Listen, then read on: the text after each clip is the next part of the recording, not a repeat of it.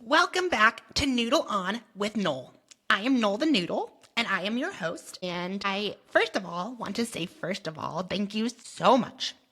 Thank you so much for the feedback and support I have gotten in launching my third podcast in a year. As part of my little launch, I asked my audience for some hard-hitting questions that they wouldn't mind answering, they wouldn't mind asking for me to answer on this week's episode 2 of Noel the Noodle podcast. And we got a healthy amount of questions from people I've seen before in my comment sections, from people I know of, and these questions will definitely take up a full episode to answer, because a lot of these questions I've gotten in the past here and there, and I have answered them on other people's podcasts, but today we're answering it on mine. And I like how these are the questions that I said have been too hard to answer in a single comment, because I like to talk. I talk a lot. And so today we're going to answer those. Okay, but before we begin, I hope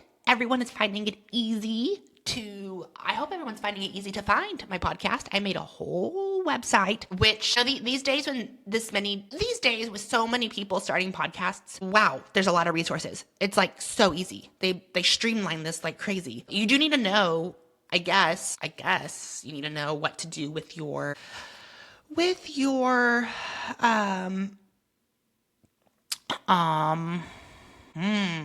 So I'm clearly very new at all this, you guys, but I definitely feel like I should have clicked hide the echo. Well, I think it sounds fine. Yeah. Okay. So anyways, does it sound fine? I'm definitely a beginner at this. My last two podcast mates. Guys, for people who don't know, this podcast is also on YouTube. So if you want to see my face talking instead of just hear my voice, I'm waving right now to my YouTube screen. Also, I hope everyone had a good Thanksgiving. I remember that is where we left off, right? It was Thanksgiving. I don't know. But guys, there's really not much to talk about except these amazing questions. So let's just get right into them, because there was a few I want to tackle. So let's see. Here is 4 different ones. Okay. All right. So for people who don't know, I am a former, you know what they say? So I'm a former drug addict, but I hate saying former because I feel like, and this is actually proven, you never are not an addict. I have lost what I'm addicted to. I don't do that anymore, but that trait, addiction, is still deep inside me and very easily for me, it was triathlon. I found triathlon. Now I'm super addicted to it. But I'm just saying, I'd hate the word former, because you truly never know. You truly never know if this is I don't think you ever get over it. I think you replace it. I think you switch addictions. I think you find something to channel your energy into instead of getting high. But I truly don't think you ever get rid of it. And so I hate saying former addict, but yes, that's a little backstory. And there's a ton of podcasts out there that I've been on to talk about that, but I'm definitely going to share some of this. Okay, so here we go. All right. So question, let's just get into it.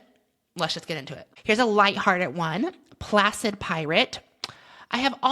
From Placid Pirate on Instagram. I have always found it odd that there are so many triathletes in Vermont. Okay, I guess that's not a question. That's more of just a statement, unless I'm missing the rest of it. But I will say, totally agree. Is it just me? But I have moved. So I moved with my family last June, 2020, June, or was it 2022? And we moved to Vermont, right? Okay, we moved up here to this town called St. Albans, Vermont, and we built a whole gym to train, because it's obviously cold in the winter, like a beautiful state-of-the-art gym. Really nice. I was obsessed with getting this gym done. Okay, so with that being said, I have to say, unfortunately, okay, first of all, I also, if you can't tell, this podcast at the moment has no rhyme or reason. We just are kind of all over the place. It will get more structured, especially when I find people to interview.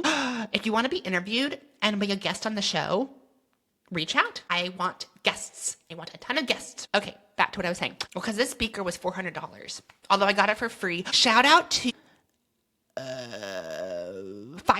not Feisty. I need to remember who gave me this podcast, but they're amazing and they have a podcast too. Woman for Try. Maybe it was Woman for Try. It was a triathlete. And if you are listening to this and you were the one who gave me this podcast, Mike, say something because I'll have you on my show also. Okay, I digress. Back to what I was. Oh, you guys, I don't know if I like. Okay, so first of all, Vermont has some of the best world-class biking. And I've biked all over the world. I've biked in Australia. I've biked in the Rockies. I've biked in the Swiss Alps, the French Alps. And I am telling you, the roads around rural Vermont, up near the Canadian border, in the summer, it's just unreal.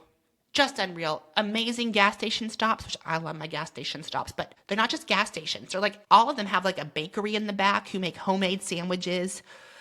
They all have coffee.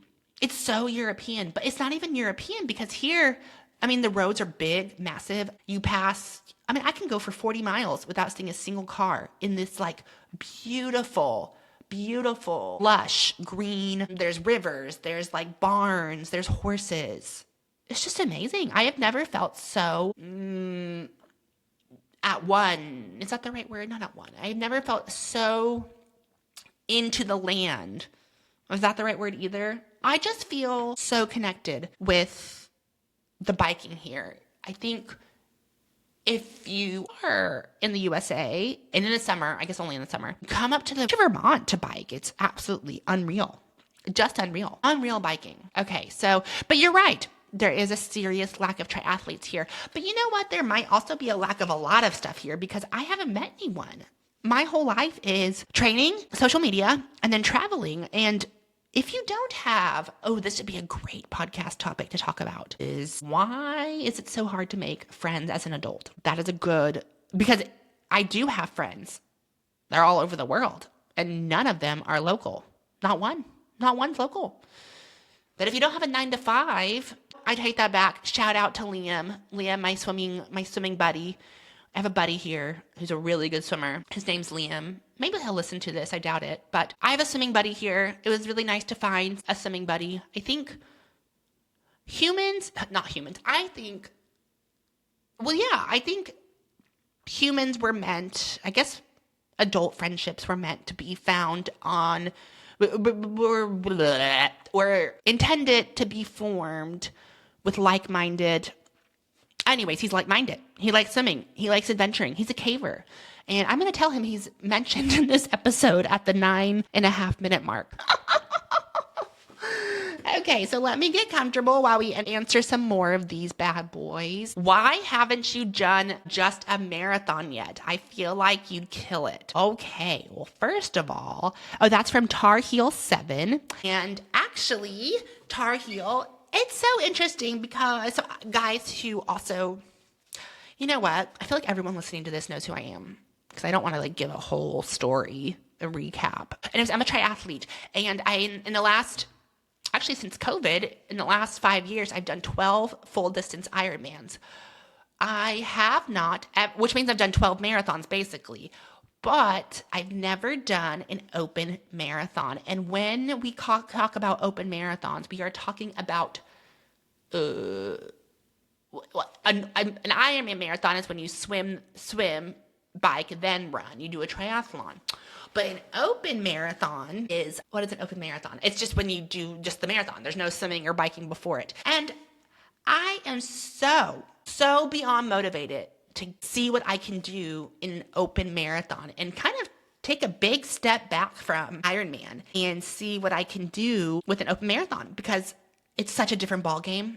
To me, it looks harder. To run an open marathon because what I've learned from training with professional triathletes to being around professional runners, I have learned that, and just seeing the sport, it's just so brutal. It's so brutal. Running a hard 26.2 miles on the pavement, is just hard. It's like it just beats up your body. And the way people run in Ironmans, I feel like is different. That's why you hear of triathletes doing like 5 different Ironmans a year and professional marathoners doing 1 to 2 maybe a year, because they run so fast and pound the pavement so hard. I almost feel like the recovery is so much harder than an Ironman. That's my opinion, and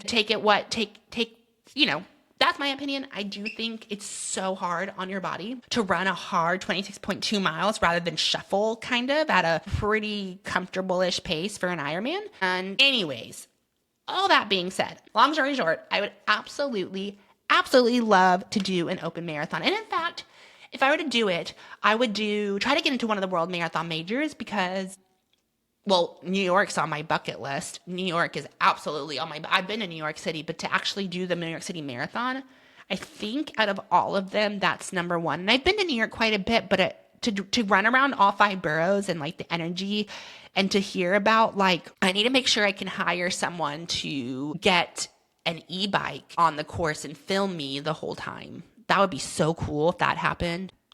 I'm kidding, guys. If anyone got that reference, leave it in the reviews if you got that reference. Okay, so anyways, all right. But yes, that is down the line. That is absolutely down the line. I want to really understand the marathon distance and like see what I can do. Yeah, that's what I want to do. I want to do an open marathon. And I think it would be New York. When is New York? Can we look that up? Let's look up when New York City. I think it's recent. Wasn't it? It is recent. It was so recent. It was just like right after Kona. Okay, you guys, I just burped into the mic. I wonder if that picked it up. Okay, let's go with the next question. Oh, and I was hoping to not do too many, like, this podcast is totally not just triathlon eccentric, because I do other stuff. And then there's so many triathlon podcasts. We don't need another one. Although that is a major part of my life. And now that I'm looking at these questions, a lot of these questions are about triathlon, which is totally fine. Here's one that's not. Okay. ATEacher KBC asks, who is your biggest role model? Love it. Love it.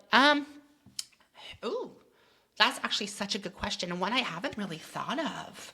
I don't know. Who is my biggest role model? I guess there's different role models in different categories, because, like, I know this is so cliche, but like, my mom is a massive role model. And the reason I say, but in just the way she goes about stuff, she's like, well, let's circle back. Like I said, we just moved to Vermont, right?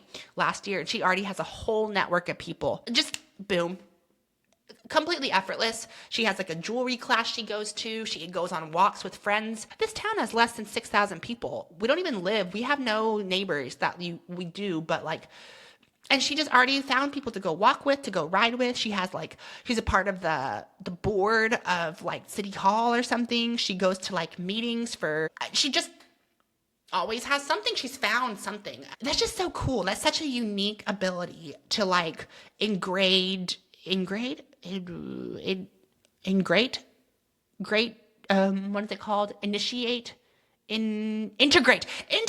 yourself into a community as flawlessly as she's done.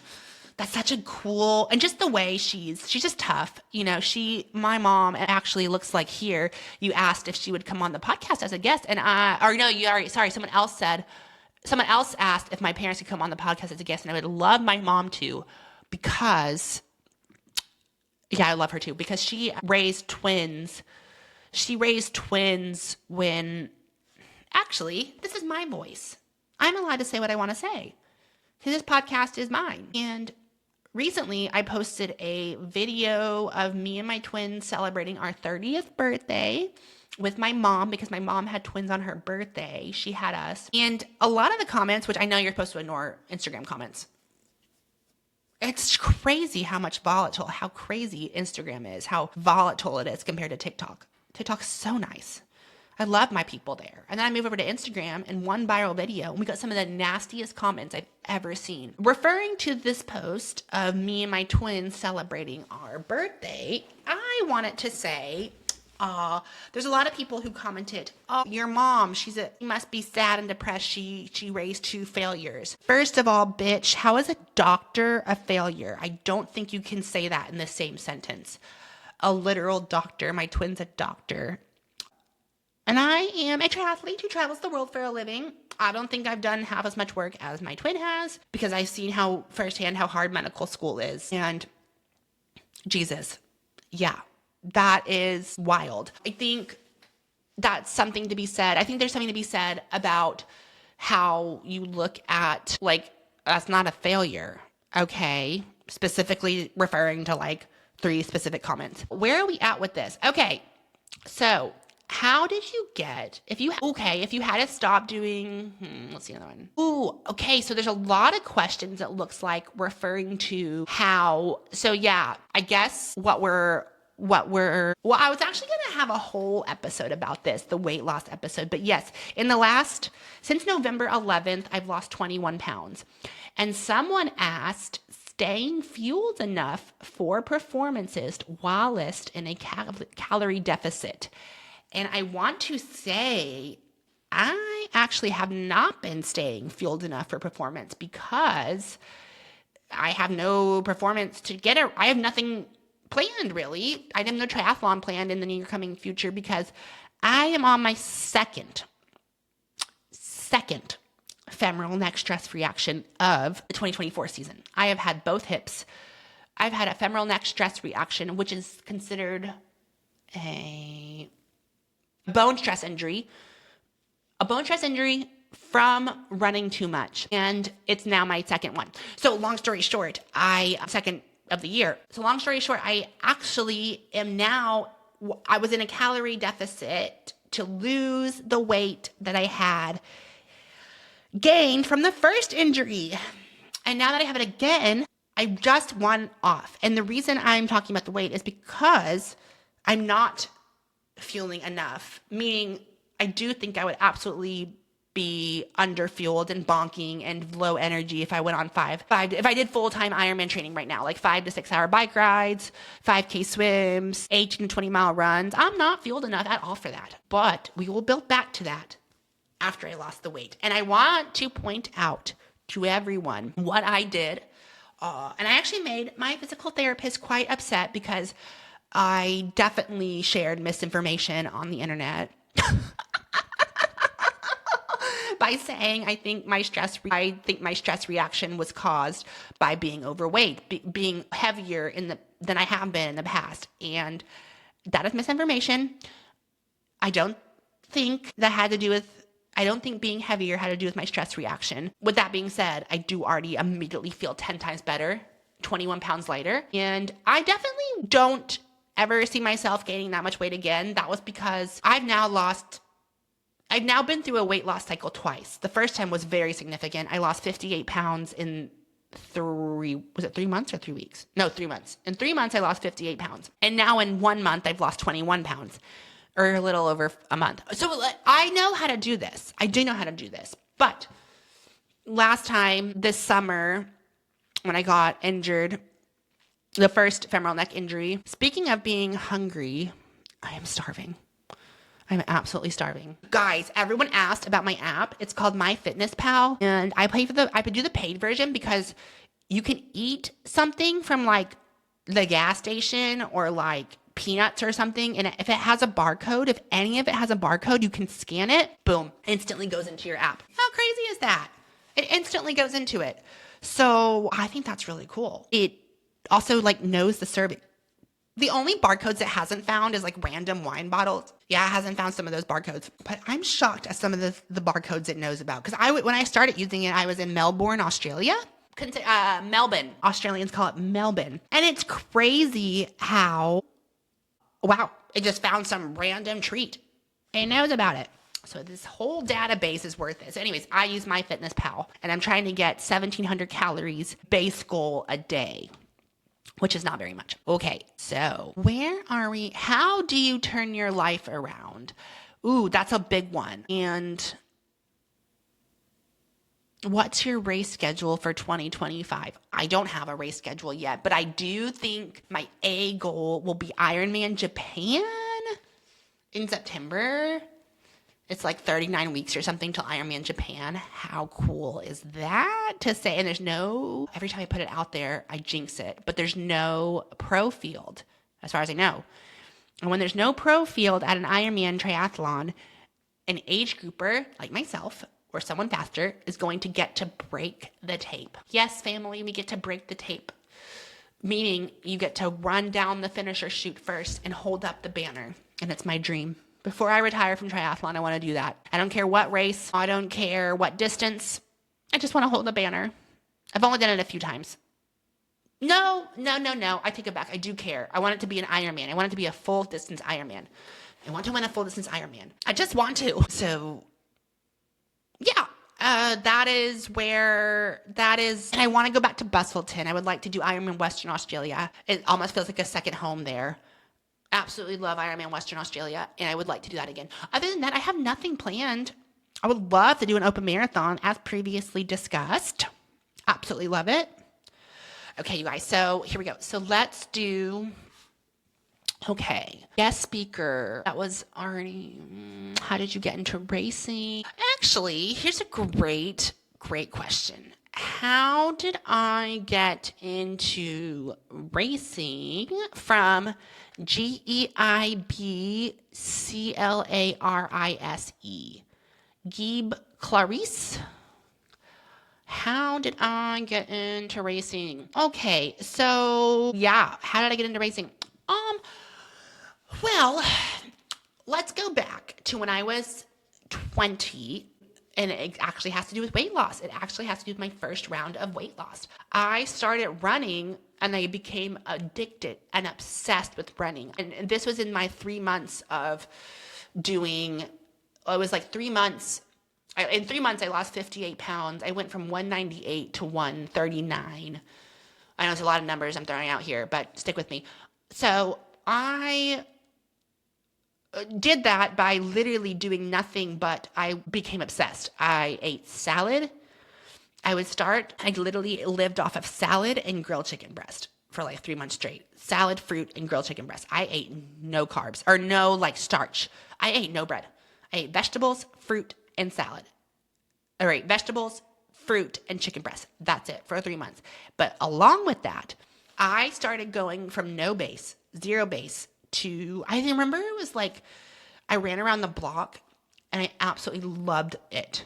I loved it. And I had run before. Everyone grows up running in some sort. I mean, I've done a time mile in gym class. I did the pacer test. Like, we know what running is. I used to do 5Ks when I was little on soccer. But this was like the first time I was an adult and I did it for me, not because it was for a grade.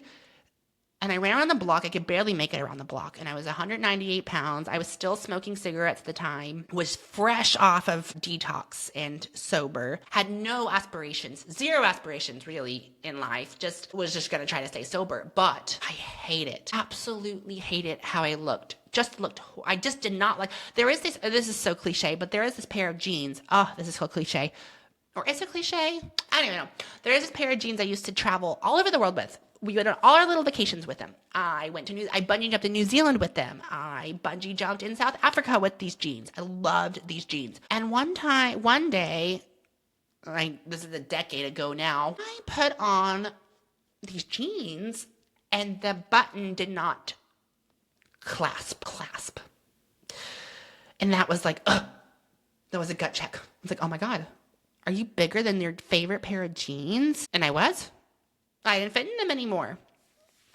And these are like I don't even know where they are now. They were just like I just really like these jeans, okay? And I felt like they were like my little adventure buddies. These jeans were my adventure buddy. And now I didn't fit into them. And so I went from nothing to running 60 to 70 mile weeks. I would run every morning with no base. And the weight just started falling off, just completely started falling off. But my dad was a doctor at the time. He's retired now.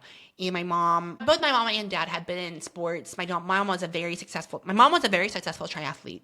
My dad was a very successful ultra runner. So they kind of were on the sidelines watching this happen, watch me basically starve myself and lose a ton of weight rapidly, way faster than recommended. And they said, and I wasn't even using a Garmin. I was using a Fitbit. I was just going crazy with this running. Like, I would run slow, but I would run long. I would run like I said, 60 to 70 miles. Like, I would be not happy if I run ran less than 8 miles a day. That on no base, and when I say with the base is like growing up, like 60, 70 mile weeks are very hard on your body. And I have no base. My feet aren't used to pounding the pavement, and at the time running was still so hard. Like it was a very hard hour to go out and run. I wasn't fueling properly. I was probably dehydrated 90% of my runs and still trying to lose weight. And I just remember the runs are really excruciating. Like I was very high heart rate, breathing really hard. This got better, but up until then, anyways, and so my dad one time stopped me and was like, hey, you are going to get hurt. You're going to get injured. And I think one of their biggest fears was me being injured and taken out of this like newfound love for sports and weight loss and getting into it and going back to drugs. I think that was 90% of their worry. And so what happened was my dad at the time, like I said, was a doctor, and he worked with this guy, shout out to David Brennan. He worked with this guy who was a sports physiologist who had a lab. And at the time, my dad said, you know what? Maybe instead of running every morning, because he could see an injury coming. Luckily, an injury never came. It did. It will. In my story, it will come eventually. But right now, no, and I didn't get injured. But he basically said, my dad was like, here, you can use my little road bike to start supplementing these runs with swimming and or biking or something, so you're not pounding the pavement every day because you're going to get injured. And we met David, the sports physiologist, and he was like, hey, let's see what's under the engine. Let's pop the hood. And by that, I mean, he wanted to do a VO2 max test and some lactate testing. And I was still smoking at the time. I had lost the weight, but I remember him saying, oh, what was it? I hope this is... Basically, long story short, I did one of these max VO2 tests. It was so hard. Oh my gosh, such a horrible. And then I've since done quite a few. But we're like, oh my gosh, that's a really high score for someone with no interval training, someone who smokes, someone who was overweight less than 3 months ago, and who doesn't do any training, like any type of actual training. Anyways, they were shocked at my score. It was a 72. And they were just like, wow, this is really good. When also I want to say, I think there was something in it, like they could tell since I was still smoking. And back in the day, kids, I was smoking cigarettes, I didn't vape. I smoked real cigarettes, Marlboro Reds, for any old people out there who remember those. Yeah, I was and I definitely would actually contribute the smoking to a little bit of the weight loss, because instead of picking out on something, or like I would have a cigarette. And I stopped smoking when I got really into triathlon. But this is so funny because I remember them saying, I remember him saying, well, I swear they could tell there was like carbon monoxide or something, when like a higher level of carbon monoxide or dioxide when I breathed out into the tube, because in max VO2 test, you have to close your nose and breathe into a tube. And I think he was like saying, weird, like your lungs are breathing out CO2. I don't know what it was, but I could have sworn, I remember this is 10 years ago, he said that they could tell I smoked because of what was coming out in the out breath of the test. Anyways, oh my gosh, what was my original question? I don't even know the original question. Oh, how did I get into racing? So yeah. Okay, fast forward, we did that.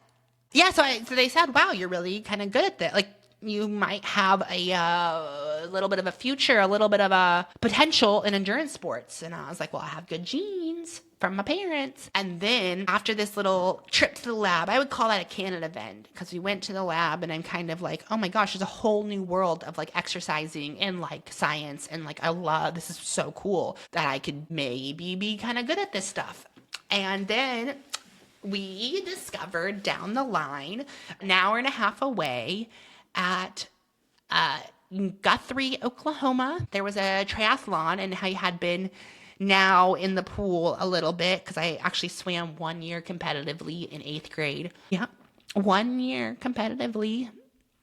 If you can be competitive in 8th grade, I think 8th grade in the U.S. for all my international listeners, it's like 11 or 12 years old. And it was pretty good, not gonna lie, in the 11th to 12th grade. Then I gave it all up and became a drug addict. But now that I went through that and came back on the other side, and I was getting back into the pool at the health zone. I would use the St. Francis Health Zone in Tulsa. We were in Tulsa at the time.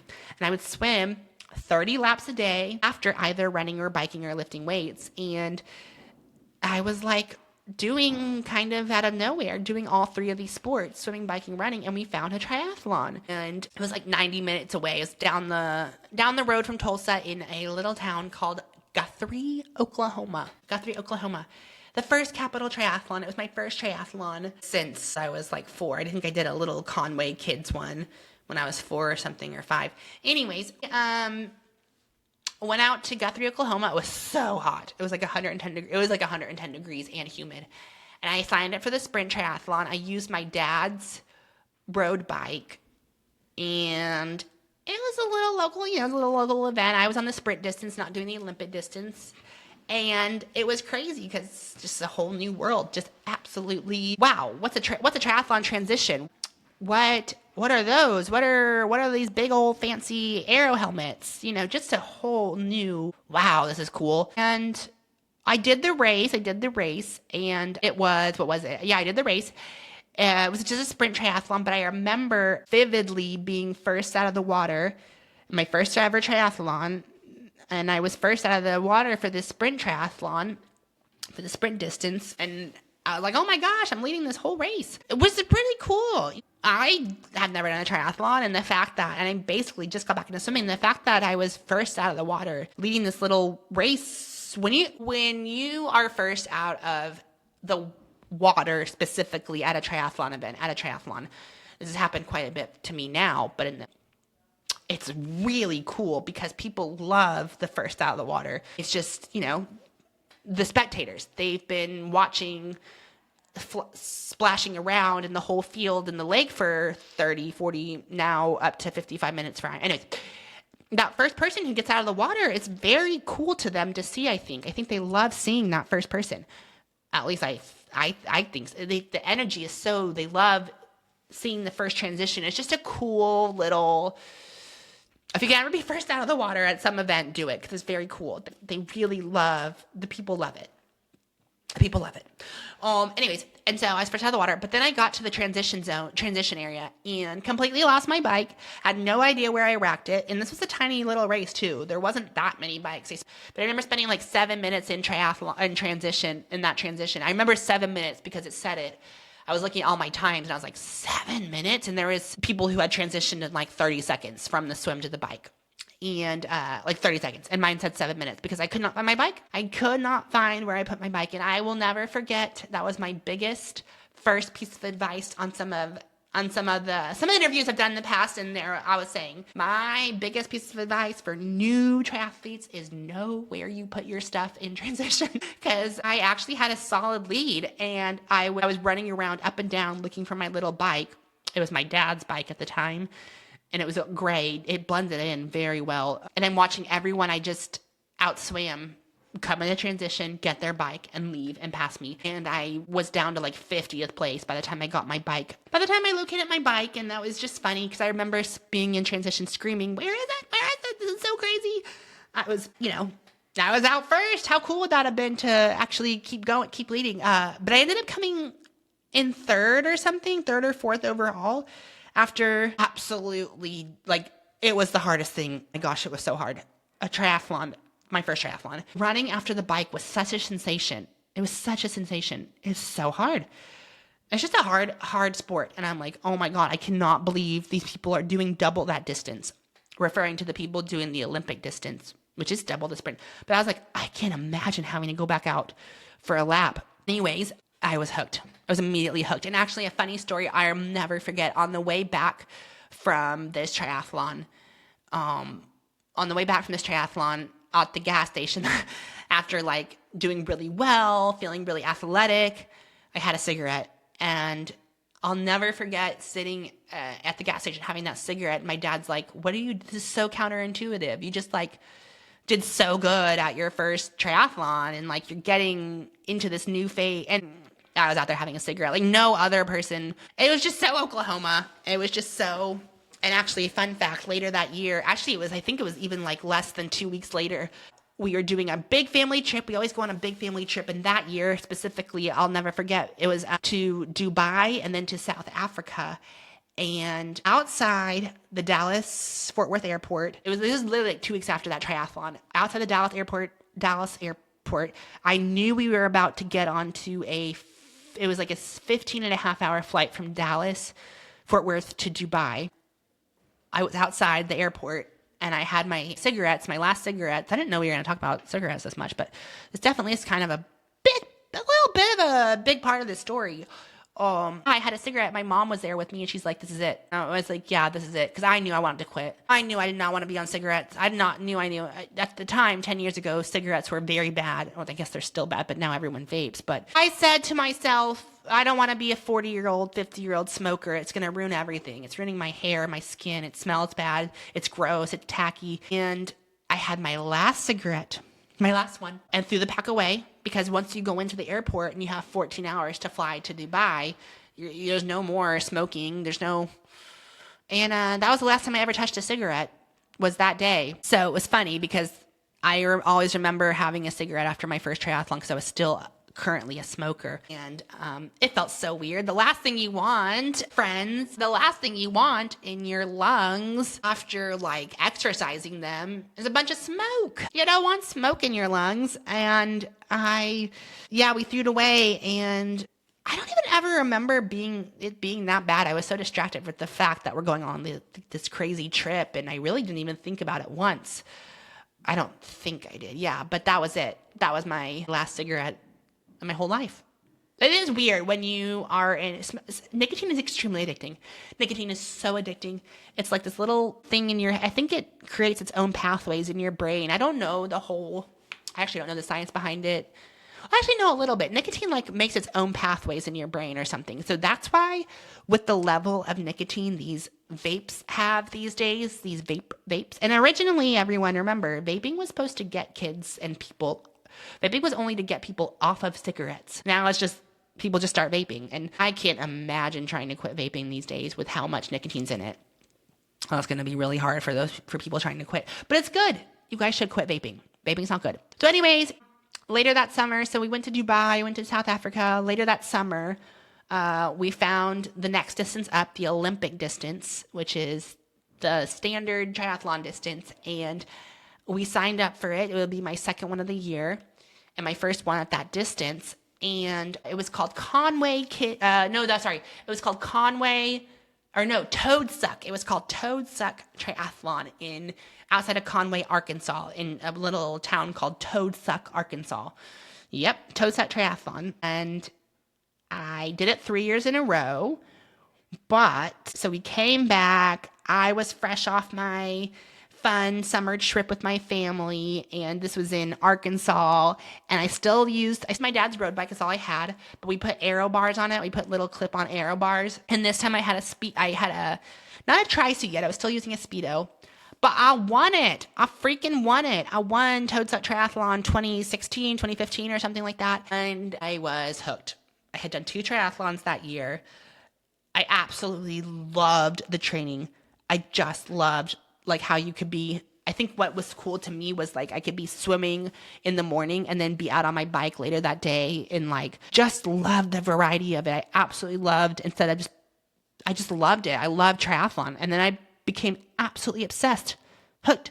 I met someone. Shout out to Dan Tigert. I met someone who kind of was my little, and then over the next 10 years, I would go in and out with tons of different mentors and like experiences. I hired my first coach 2 years in the triathlon. Shout out to Matt Hansen. And I was with him for quite a while. And I think that was the catalyst that year, the Toadsuck one, when I won without really any formal training. I mean, I'm not beating this is Arkansas. There's like 70 people total in the race, but I won it. And I thought that was really cool. And I became hooked. I became addicted to triathlon.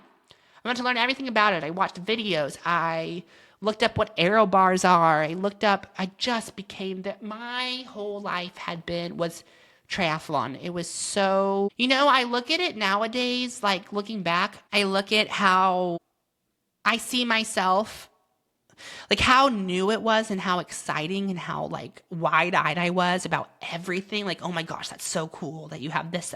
And now I look at people getting into triathlon nowadays and I see it in them. And I'm talking, I just people I just, look at on Instagram or people in real life. And when they're so new into it, they just have such a zest. Is that the word? Zest. And I can tell, I'm like, oh my God, I used to be like that. Because now, going on 9 to 10 years of doing this, I do lose. I don't know. It's just, this is very hard. It's a very hard sport. And I think it's so cool to see excitement when people just discovered it. And I'm like, oh my gosh, like that was me. That's what I guess this is the same with anything in life, right? But it's fun to talk about. I'm having fun talking about this because I remember, I remember just how like new and exciting triathlon is. Like, this is so cool. Oh my gosh. Like, what's an aero helmet? What is a heart rate strap? And it is very overwhelming to get into this sport. You slowly have to acquire tens of thousands of dollars worth of equipment and stuff and wetsuits and this and that. And at first I was like, I want everything. And it just doesn't work that way. You have like, now I feel like I do have everything. I have like 5 different bike boxes, but it just takes years to accumulate that stuff. And I guess that's what got me into racing. That definitely was that just one question? How did you get into racing? Oh yeah, that was. Oh my God, there's so many good questions, you guys. And I'm now on, let's see, I'm now on, or going on 46 minutes of this podcast. And I heard the golden window for just starting out podcast is between 30 to 45 minutes. So I'm probably going to save the rest of these questions for a later episode, for episode 3. And I have so many ideas. I want to interview people. I want to do tons of stuff. I'm so motivated to dive into this new form of media, which is not a new form of media. Podcasting has been around forever, I guess, and now everyone has a podcast. But it's basically a social media. Having your own podcast is basically social media. It's basically a form of media. And this is mine. And I hope you loved our discussion today. And I will be answering more of those questions because I feel like I didn't get to like barely any of them. I'll be answering more of those questions as we go along in the next episode. And I want to, if you've stayed to the end of this episode, first of all, thank you. I have so many more ideas for Noodle On with Noel. Please follow us on YouTube. Leave a review on Apple Podcasts, Spotify. Just press the star button wherever you get your podcast. And let me know. Yeah, give me feedback. I absolutely love it. I have this fun little boom mic. I just said, I think it's called a boom mic. It's what holds the microphone. It's like, this is like a whole professional setup. I'm really into this. So anyways, let me know how you like Noodle On with Noel. I'm Noel the Noodle, your host, and thank you for tuning in. Leave a review, follow, like, and we will see you guys next week.